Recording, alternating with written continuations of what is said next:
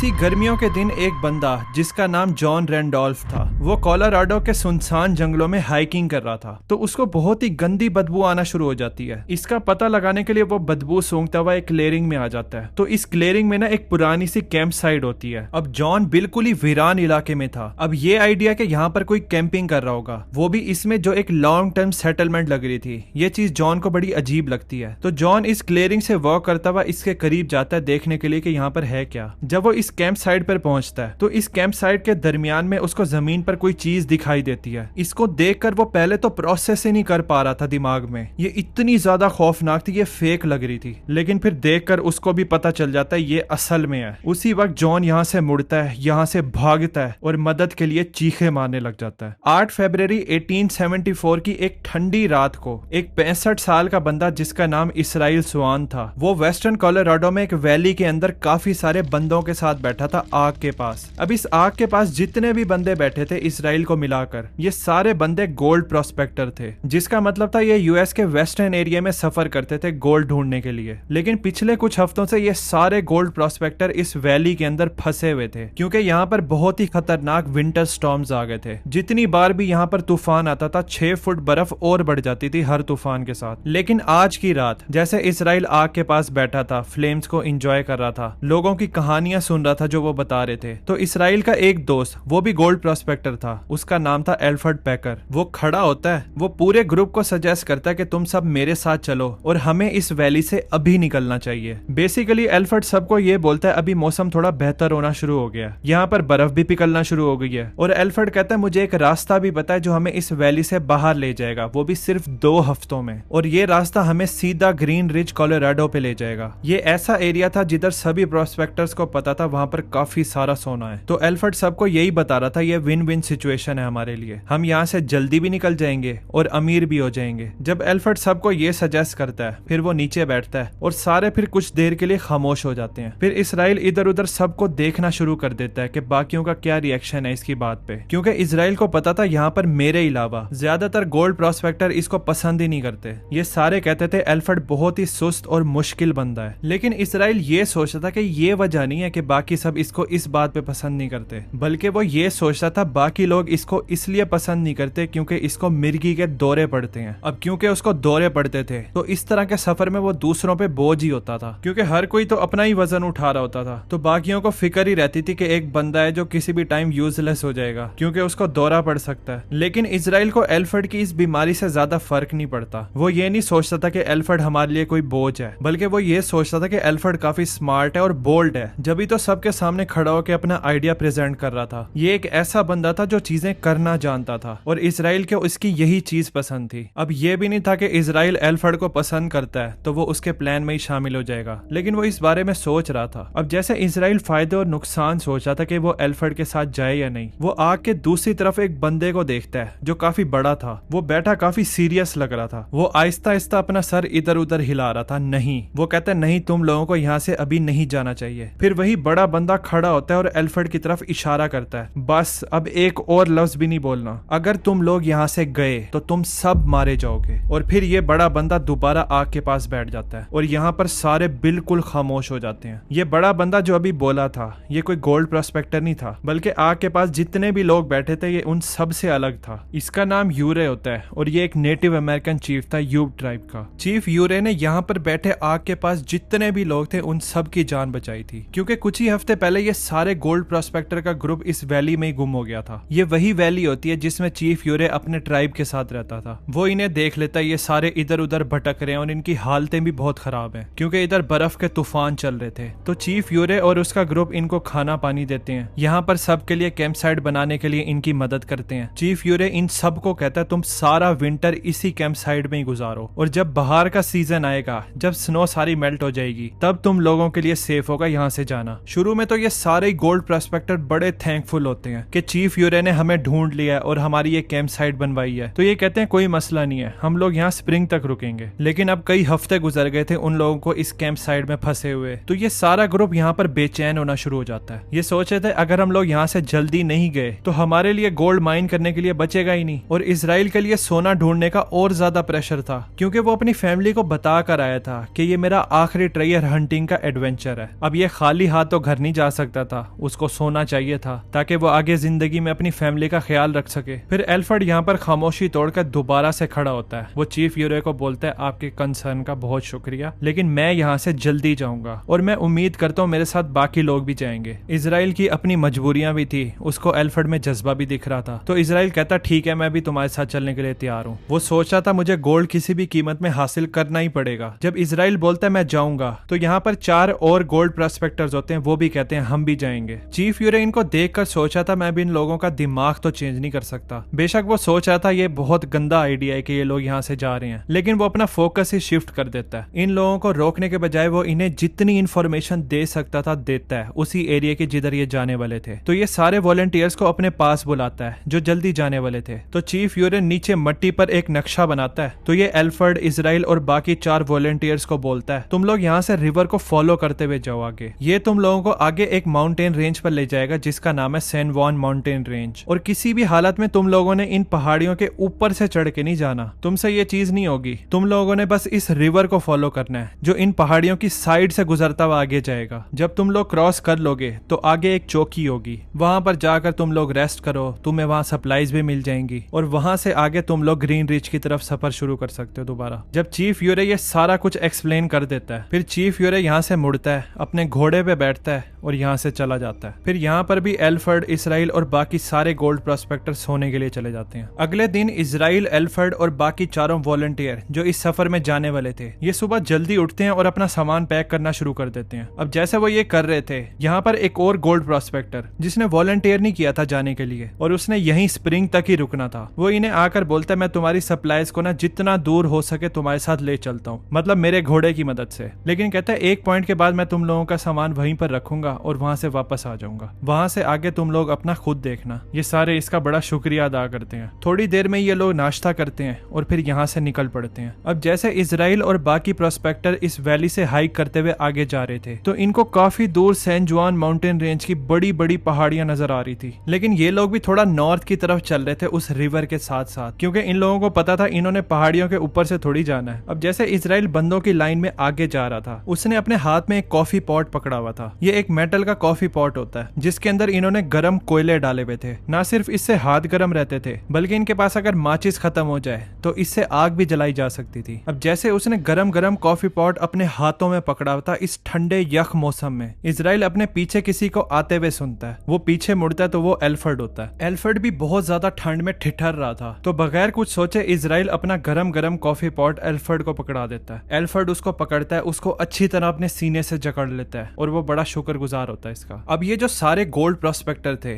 इनमें से कोई भी अमीर नहीं होता और इन सब में भी जिसके सबसे ज्यादा पतले हालात होते हैं वो एल्फ्रेड होता है। इसी वजह से इजराइल एल्फ्रेड की काफी फिक्र करता था और एल्फ्रेड होता भी इजराइल की आधी उम्र का है। एल्फ्रेड 30 साल का होता है। तो इजराइल इसको इस तरह देखता था कि ये एक बच्चा है जो अपने जिंदगी में रास्ता बना रहा है। जब यूएस में सिविल वॉर छिड़ी थी तो एल्फ्रेड ने 2 अलग अलग मौकों पे यूनियन आर्मी को ज्वाइन करने की कोशिश की थी, क्योंकि वो स्लेव होल्डिंग कॉन्फिडेंट आर्मी से लड़ना चाहता था। लेकिन दोनों मौके पे इसको इसकी मिर्गी के दौरों की वजह से बाहर कर देते हैं। लेकिन इसमें जज्बा इतना था, ये अपनी जंग की इंफॉर्मेशन और अपना नाम अपने बाजू पर टैटू कर लेता है। लेकिन बदकिस्मती से ना एल्फ्रेड पढ़ सकता था ना लिख सकता था। वो टैटू आर्टिस्ट को अपने नाम का ही गलत स्पेलिंग बता देता है। जब इसका टैटू हो जाता है तो उस पे एल्फ्रेड नहीं लिखा हुआ था जो इसका पहला नाम था, बल्कि इस पे लिखा होता है एल्फ्रेड, ये ALFERD। और उस दिन के बाद से यही इसका नाम बन जाता है। कोई भी इसको एल्फ्रेड नहीं बुलाता, सारे इसको एल्फ्रेड बोलते थे। तो ये चीज उसके लिए थोड़ी एम्बेरेसिंग थी। आर्मी से रिजेक्ट होने के बाद ये अपनी अलग अलग जॉबें भी चेंज करता है, ना ही एक जगह टिकता था और फैमिली भी स्टार्ट नहीं करता था। तो इजराइल यही सोचता था ये वो बंदा है जिसको मदद चाहिए। तो जब एल्फ्रेड खुशी खुशी वो गरम कॉफी पॉट इजराइल से पकड़ लेता है, तो इसके बदले में वो अपनी जेब में हाथ डालकर एक फ्लास्क निकालता है, उसके अंदर शराब होती है। वो इजराइल को दे देता है शुक्रिया अदा करने के लिए कि तुमने मुझे ये गरम कॉफी पॉट दिया। तो ये दोनों साथ साथ आगे बढ़ रहे थे, वक्फे वक्फे से एक दूसरे को गरम कॉफी पॉट और फ्लास्क भी दे रहे थे। और फिर उस दिन शाम को जब बर्फ गिरना शुरू हो जाती है, वही प्रोस्पेक्टर जिसने वॉलंटियर किया था कि मैं अपने घोड़े से तुम्हारा सामान दूर तक ले जाऊंगा, वो उस पॉइंट तक पहुंच जाता है। वो कहता है इससे आगे मेरा घोड़ा नहीं जाएगा, मौसम आगे काफी खराब है। वो इनकी सारी सप्लाईज यहीं उतारता है, मुड़ता है और फिर वापस चला जाता है। अब जैसे ये सारे बंदे यहाँ पर खड़े उसको जाता हुआ देख रहे थे, सबके दिमाग में यही थॉट चल रही थी, बस सिर्फ 2 हफ्ते इस खतरनाक जर्नी में सब्र करना है, उसके बाद मैं ग्रीन रिज जाऊंगा और अमीर हो जाऊंगा। 2 हफ्ते गुजर जाते जाते हैं एल्फर्ड, इजराइल और बाकी चारों लोग उस आउटपोस्ट पे पहुंचते नहीं है जो चीफ यूरे ने इनको बताई थी, जो सैन जुआन माउंटेन रेंजेस के पिछली साइड पे थी। वही उनका पहला ऑफिशियल स्टॉप होना था, जिधर से उन्होंने आगे का सफर करना था ग्रीन रिज तक। इसके बाद भी 2 हफ्ते और गुजर जाते हैं, वो फिर भी उस आउटपोस्ट पर नहीं पहुंचते और ना ही वो इर्द गिर्द की और कैंपिंग साइट्स पर पहुंचते हैं। एल्फर्ड का ये बड़ा प्लान इस ग्रुप के लिए डिपेंडेंट था मौसम पे। हाँ, जब ये लोग निकले थे तो मौसम बेहतर होता जा रहा था, यहाँ पर बर्फबारी भी कम हो रही थी। लेकिन कुछ दिन बाद जब ये ग्रुप सफर के लिए निकल गया था तो ये तूफान और एक्सट्रीम होके वापस आ गए थे और वापस से ये वैली और ये ट्रेल जिस पर ये ग्रुप निकला था, ये सारा स्नो से भर जाता है। और वो लोग जिनको पता था ये बंदे इस खतरनाक सफर के लिए निकले हुए हैं, वो थे एक तो वही खुद बंदे जो सफर कर रहे थे, और दूसरे थे चीफ यूरे और वो जो बाकी के गोल्ड प्रोस्पेक्टर्स थे, जिन्होंने डिसाइड किया था हम लोग स्प्रिंग तक इसी वैली में रुकेंगे। चलो, अगर चीफ यूरे और बाकी गोल्ड प्रोस्पेक्टर को किसी तरह पता भी चल जाता है ये सारे बंदे खतरे में हैं, उनके पास तो कोई रास्ता ही नहीं था कि वो उन तक पहुंच सके या उनकी मदद कर सके।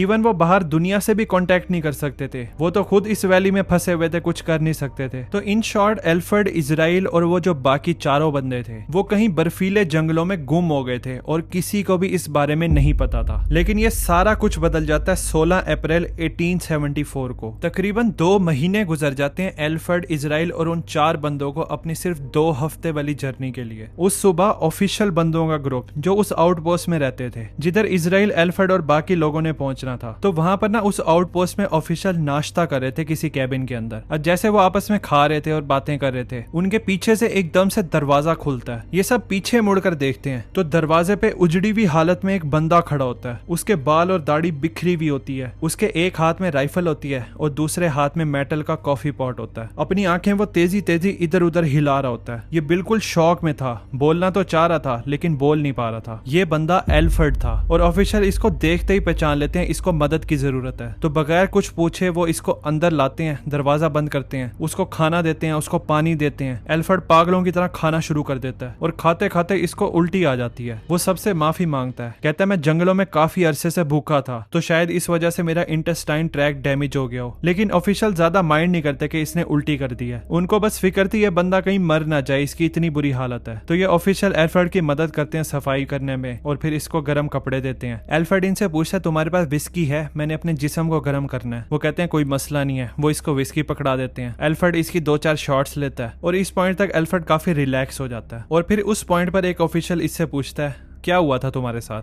जैसे ही उससे ये सवाल होता है एल्फर्ड अपनी आंखें बंद कर लेता है, जैसे जो भी उसके साथ हुआ था उस बारे में सोचने से भी इसको तकलीफ हो रही हो। फिर थोड़ी देर खामोशी के बाद एल्फर्ड, जिसकी अभी भी आंखें बंद थी, वो ऑफिशियल्स को बताता है मैं 5 बंदों के साथ था, हम सारे वैली से हाइक करते हुए ग्रीन रिज कोलोराडो की तरफ जा रहे थे गोल्ड ढूंढने। तो जैसे हम इस ट्रेल पे जा रहे थे तो यहाँ पर बहुत खौफनाक तूफान आ जाता है, तो इस ट्रेल को नेविगेट करना ना काफी मुश्किल हो जाता है। तो मेरा ग्रुप डिसाइड करता है हम सारे सैन जुआन माउंटेन रेंजेस के ऊपर से होके जाएंगे। वही काम जो चीफ यूरे ने हमें करने से मना किया था कि इनके ऊपर से होके नहीं जाना, लेकिन ये लोग डिसाइड करते हैं हम लोग जाएंगे यहीं से। तो जब ये लोग इन पहाड़ियों के ऊपर से होके जा रहे थे तो एल्फर्ड इस ग्रुप से पीछे होता जा रहा था, यानी वो सुस्त था। फिर बदकिस्मती से ये ग्रुप डिसाइड करते हैं हम एल्फर्ड को पीछे ही छोड़ देते हैं मरने के लिए। एल्फर्ड को पता था इन्होंने मुझे मरने के लिए छोड़ दिया है, तो ये देख रहा था इसके 5 जो साथी थे वो इससे आगे चलते चलते गायब हो गए हैं। लेकिन हैरानी के तौर पर एल्फर्ड मरता ही नहीं है। वो 2 महीने तक इन बर्फीले जंगलों में इधर उधर भटकता रहता है। उसको कोई आइडिया नहीं था वो किधर जा रहा है। वो पत्ते खाता है, फूल खाता है, शेल्टर ढूंढता है। लेकिन इस अकेलेपन में एक चीज थी जिसने उसको सरवाइव करने में सबसे ज्यादा मदद की थी। जब इसको 5 बंदों ने छोड़ दिया था इसके पास वो गर्म कॉफी पॉट होता है जिसके अंदर कोयले थे, तो इसकी मदद से रातों को ये आग जला सकता था। एक पॉइंट पर ये इतना भूखा था इसने अपने लेदर के जूतों को ही पकाकर खाया था क्योंकि इसकी भूख से जान निकल रही थी। ये बस मरने के करीब ही होता है जब इसको रैंडमली ये आउटपोस्ट मिल जाती है। जब एल्फर्ड ये अपनी पूरी कहानी बता देता है ऑफिशियल्स बड़े शॉक होते हैं ये सब सुन के। फिर एल्फर्ड इन ऑफिशियल से सवाल पूछता है कि क्या यहाँ पर कोई मेरे ग्रुप का बंदा आया था, किसी ने सरवाइव किया है। ये कहते हैं नहीं, सिर्फ तुम ही हो, हमने यहाँ पर किसी और को नहीं देखा। अब ये ऑफिशियल फौरन सर्च पार्टी को नहीं भेजते क्योंकि इस पॉइंट तक ऑब्वियस ही बात है कि एल्फर्ड के बाकी ग्रुप मेंबर्स मर ही चुके होंगे। तकरीबन 2 महीने तो हो गए इनको सफर शुरू किए हुए, इनके जिंदा रहने के चांसेस बहुत कम होंगे। चलो बेशक वो 5 बंदे जिंदा भी हैं तो ऑफिशियल्स को फिर भी कोई आइडिया नहीं था कि सर्च को शुरू कहां से करें। उन्हें पता था अगर इन्होंने ढूंढने भी जाना है इन बंदों को तो हमें एल्फ्रेड को अपने साथ लेके जाना पड़ेगा, वो सर्च को लीड करेगा क्योंकि सिर्फ उसी को पता है कि बाकी लोग कहां हो सकते हैं। इस पॉइंट तक एल्फ्रेड इतना हेल्दी था ही नहीं कि वो दोबारा से जंगलों में वापस जाए और सर्च को लीड करे। तो अगले कई हफ्तों तक एल्फ्रेड इसी आउटपोस्ट में ही रहता है। वो रेस्ट करता है, रिकवर करता है और जब फाइनली वो बिल्कुल ठीक हो जाता है तो फिर वो जाता है सर्च पार्टी को लीड करते हुए उन 5 बंदों को ढूंढने के लिए। लेकिन बदकिस्मती से इनको वो नहीं मिलते। फिर इसके बाद समर्स में जब यहाँ पर फाइनली सारी बर्फ पिघल जाती है तो उन 5 बंदों के साथ क्या हुआ था उसकी मिस्ट्री सॉल्व हो जाती है। 20 अगस्त 1874 को एक ट्रेवलिंग आर्टिस्ट जिसका नाम था जॉन रैंडोल्फ, वो वेस्टर्न कोलोराडो के जंगलों में हाइकिंग कर रहा था, रफली उसी एरिया में जिधर ये गोल्ड प्रोस्पेक्टर इस वैली से बाहर निकलने की कोशिश कर रहे थे। अब जैसे जॉन रैंडोल्फ उस एरिया में चल रहा था उसको बड़ी गंदी बदबू आना शुरू हो जाती है। तो जॉन इस बदबू को फॉलो करता हुआ एक क्लियरिंग की तरफ आ जाता है। तो इस क्लियरिंग में उसको पुरानी सी उजड़ी हुई कैंप साइट दिखाई देती है। तो क्यूरियोसिटी में जॉन चल के जाता है इस कैंप साइट में देखने के लिए कि भाई कौन रह रहा है यहाँ पे। लेकिन जब वो मुड़कर इस कैंप साइट के दरमियान में जमीन के ऊपर देखता है वो बिल्कुल ही जम जाता है क्योंकि इस कैंप साइट के बिल्कुल दरमियान में 5 बंदों की लाशें पड़ी हुई थी जो बिल्कुल लाइन में पड़ी थी और यहीं से ही तो वो गंदी बदबू आ रही थी। अब बेशक जॉन शॉक में था जो ये सब वो देख रहा था। उसको देखकर ये पता चल जाता है ये जो 5 बंदे मरे हैं ये कोई नेचुरल रीजन से नहीं मरे क्योंकि एक बंदे का सर नहीं था और जो बाकी 4 बंदे थे उनके सर को देखकर ऐसे लग रहा था जैसे किसी ने बहुत भारी चीज बार बार सर में मारी है। और सिर्फ यही नहीं होता बल्कि दूसरी चीज जो जॉन फौरन नोट करता है वो था ये 5 बॉडीज सड़ने के अलग अलग स्टेजेस पे थी। 2 बॉडीज तो बिल्कुल ही ढांचा थी लेकिन जो बाकी 3 थी वो कुछ बेहतर थी। उनके सीने जो थे ना उन पे कट लगा हुआ था और वो खुले हुए थे बिल्कुल ओपन। लेकिन ये सारे ऐसे ही लग रहे थे जैसे ये सारे कुछ अरसे पहले ही मरे हैं। एक बंदा तो ऐसा लग रहा था जैसे वो बिल्कुल सोया हुआ है। बेशक उसके सीने और सर पे जख्म के निशान थे जिसकी वजह से पता चल रहा था वो मरा हुआ है। अब जॉन यहाँ से मुड़कर भागना चाहता था लेकिन उसकी क्यूरियोसिटी इतनी थी वो देखना चाहता था यहाँ पर हुआ क्या है, ये सब हुआ कैसे है। तो ये इन बॉडीज के मजीद करीब जाता है तो उसको इस सीन के बारे में एक और अजीब सी भी चीज पता चलती है। जब वो इन बंदों की तरफ नीचे देखता है तो इन बंदों के ऊपर जो जख्मों के निशान थे स्पेशली जो उनकी चेस्ट पर थे वो बिल्कुल सर्जिकल लग रहे थे। मतलब जिन्होंने इनको जख्मी किया है या फिर काटा है वो बड़ी परफेक्ट प्रिसीजन के साथ काटा है। इनको कोई रैंडम वार करके नहीं मारा गया बल्कि ऐसा था जैसे किसी कसाई ने गोश्त काटा है। फिर जॉन इन बॉडीज से थोड़ा सा दूर आगे की तरफ नोट करता है वहां पर भुजी हुई लकड़ियों की फायर पिट पड़ी है और उसके पीछे एक ट्रेल है जो जंगल की तरफ जा रहा है। फिर दोबारा से जॉन यहाँ से भागना चाहता था लेकिन क्यूरियोसिटी की वजह से ये इस फायर पिट को क्रॉस करता है और इस ट्रेल की तरफ जाना शुरू कर देता है अंदर की तरफ। वहां पर उसको एक उजड़ा हुआ शेल्टर सा दिखाई देता है जो बिल्कुल ही अबेंडेंड होता है। उसके अंदर कोई भी नहीं था लेकिन इसके अंदर सारे साइंस थे कि यहाँ पर कोई बंदा बहुत लंबे अरसे से रह रहा था। और फिर एकदम से सारी कड़ियां जुड़ना शुरू हो जाती हैं और जॉन को पता चलता है वो गलती से किधर पहुंच गया। उधर जो 5 बंदे पड़े थे वो मर्डर हुए थे और जिस बंदे ने इनको मारा था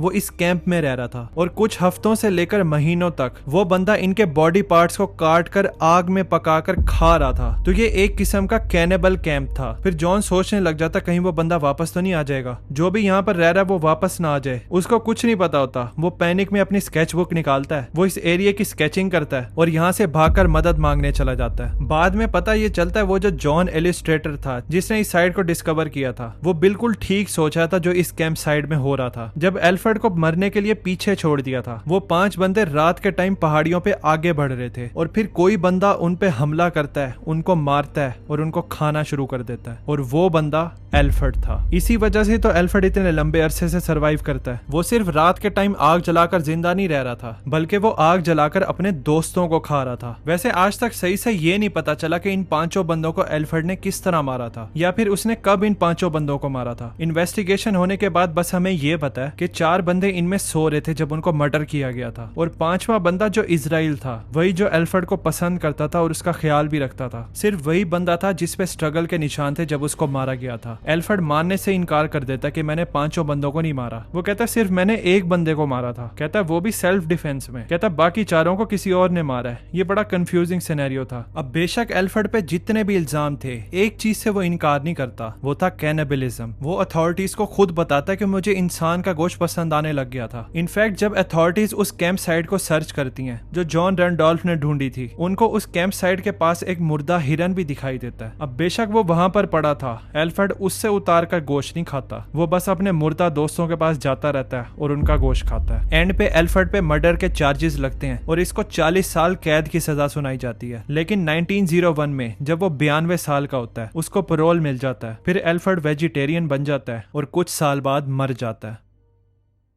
इसके अलावा एक और स्टोरी है इस बंदे की जिसको सुनकर आपकी जान बच जाएगी, क्योंकि फिर आप वो गलती नहीं करोगे। इससे ऐसी क्या गलती हुई थी इस पे मैंने ये वाली वीडियो बनाई है, आपको हाईली रिकमेंड करूंगा कि आप जरूर देखना। मिलते हैं फिर उस वीडियो में। Thanks for watching.